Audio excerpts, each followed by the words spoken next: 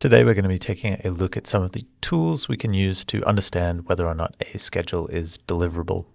Now, what I currently have on my screen here is a fairly basic schedule. It has some digs, it has some dumps, and it has some whole strings set up.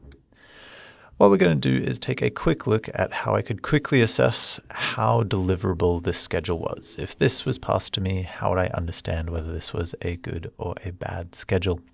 Now, this is going to use a script. The script can be found in the script downloader, which is sitting under that unsupported utilities banner.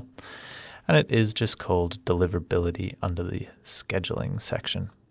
If you don't have this icon, the unsupported utilities, you can come to File, Settings, and then All Settings.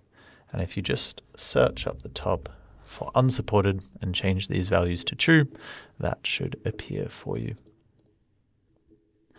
So what does this script do? It gives us 3 different ways to assess these, and I've decided to output those 3 different things in 3 different ways. We can change them so that we could have them in any format we want, but this is just to display the data in 3 different ways so that you can choose what you want later on. Now, first we're going to look at equipment movement. This quite simply takes any of our equipment and monitors how much it jumps around. For example, if this equipment mined here and then mined over here, it would take that XY distance and add it up for me. Let's jump in and actually run that by double clicking, and we can see it's going to ask me for my case that I'm working on here, main demo, which reporting level I would like out of that case. I'll stick with monthly. And then the different equipment that I wish to report this over. We can see there's a few equipment set up in here, and I've just selected a couple that I want to see. Once I hit accept, all that does is write to this Excel spreadsheet that's been created, and we can see that each of those equipment is listed on the left-hand side. And then we can see each of those reporting periods, and then finally the combined total XY distance. Now again, that doesn't include the Z meters, but pretty easy for us to take this data. It is again exported in Excel just as a way that we can see this data and maybe manipulate it further if that's what we're looking for. Obviously, with this data, we want it to be as low as possible. Ideally, the lower, the better. But each mine site will have different ideas about how far is too far for that equipment to be moving. And also, it does depend on your reporting period as well. That one's fairly straightforward. And the next one that we're going to look at is just sync rate. As a concept, this basically determines how much our mine site sinks over, again, a given reporting period to understand how deep we've actually mined. This is great to understand if our schedule actually digs maybe just straight down for a couple of months, then we'll see that the distance there is going to be quite big. Ideally, we want those distances to be relatively small, but not so small that we're not hitting our targets. So again, this one has a few settings. Up the top, we do have the case, the different processes that we want to run this over. And then we have a reporting level, all fairly similar to before. Then we get to these 2 options, either include sync rate analysis or include fill rate analysis. Fill rate does the exact same thing as sync rate, except it's how much our dumps are actually rising rather than how much our digs are sinking.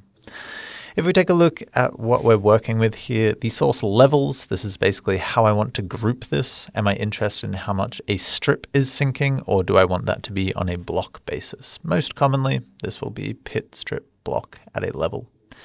Then we have to give it 4 different centroids, 2 for our waste and 2 for our coal, being both the roof and the floor. That's so that it can calculate from the top of our waste to the bottom of our coal. Finally, we just point it at the table. This is going to write these numbers to the table. And so if I hit accept on this, and then I take a look at my table and I come down to that sync rate field that I have set up, we can see that different areas are now given different sync rates based on how much actually moves within a given month. Now, the reason that I chose to leave sync rate on the table is that this is probably best viewed actually in the animation. Fairly easy to come in and create a solid coloring based on that sync rate. And now I can see the green areas are smaller, but then I do look over at some of these red areas, and we can see in that one given month that the sync rate here was quite high. So if this was the schedule I was given, I could take a look at some of these slightly darker areas or some of these heavy red areas to get a better understanding of what was happening there. Similarly, again, on the destination side, we can set up sync rate, except that time we're looking for fill rate, and we can get an understanding of where this might run into some problems. The last one that we're going to take a look at is just our truck count. Now, this time we're going to be writing to the output, which is just our options down here. And we can see that if I run this, all I have to do is select, again, my case, my reporting period, and that's just going to ask me for a start date and an end date. This will default to the very first date of your case and the end date of your case, but if you don't want to run it over that entire time, then you don't have to. Now again, if I just hit accept on this, we're going to see that come through to the output, and we can see January 2021, we get a max and an average truck count. Now both of those are included there because it is important to understand what the max is, even though that task might only last for anywhere from minutes, hours, days. It is important to know that there is a task that will take that long.